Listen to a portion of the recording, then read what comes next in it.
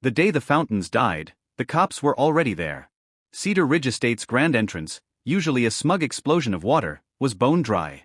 Lawns were turning brown. Patricia Patty Clean, HOA president, shrieked at a police sergeant that I had shut off their water and was retaliating because she reported my fish crime. I, Evan Rodas, the quiet guy with a ball cap, gave the sergeant a mild nod.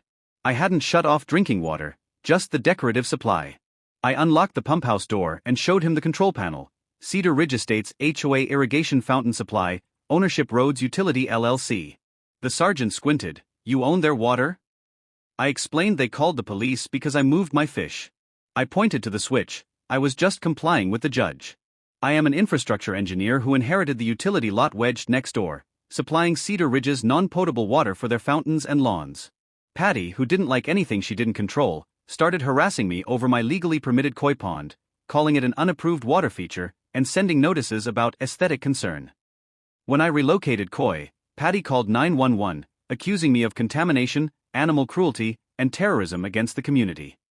The police, city inspector, and code official all confirmed I was within code, my fish were legal, and the HOA had no authority here. The exposure melted something in Patty's brain. She installed an HOA-branded padlock on my legally owned pump house. One evening, my camera pinged. I watched live as Patty and two board members used bolt cutters on my lock, entered the pump house, and tugged on a valve labeled, "Do not adjust system calibrated." I immediately forwarded the footage to my lawyer, the county water department, and the state utility commission. I believe their board members just committed criminal tampering with regulated water infrastructure. Tampering with a registered private utility is not a cute little oopsie. The sheriff's office opened a case. My lawyer then calmly informed the board that Roads Utility LLC was exercising its right under the supply agreement to terminate service for non-compliance. Patty panicked. You can't terminate our water. It would kill the community. My lawyer replied, we're talking about your sprinklers, fountains, and decorative nonsense. You won't die. Your turf might. The utility investigator recommended administrative penalties and criminal charges. Day 31 arrived. The entrance fountains shut off mid-gurgle. The manicured slopes turned patchy in a week.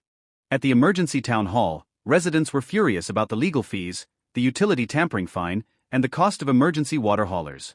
Someone asked, so, you picked a fight with a guy who owns our water because you didn't like his fish? The HOA was forced to accept my new contract, full reimbursement for damages, triple market rate for water usage, and a non-interference agreement. I restored service on one condition. A custom metal sign was posted on the pump house, Cedar Ridge Estates water features. HOA personnel are prohibited from entering, touching, or inspecting anything without written permission.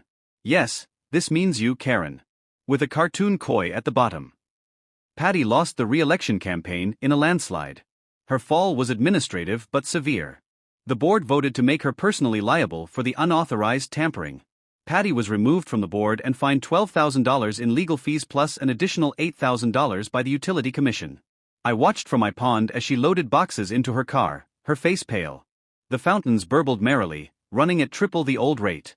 $20,000 in fines and fees, I thought.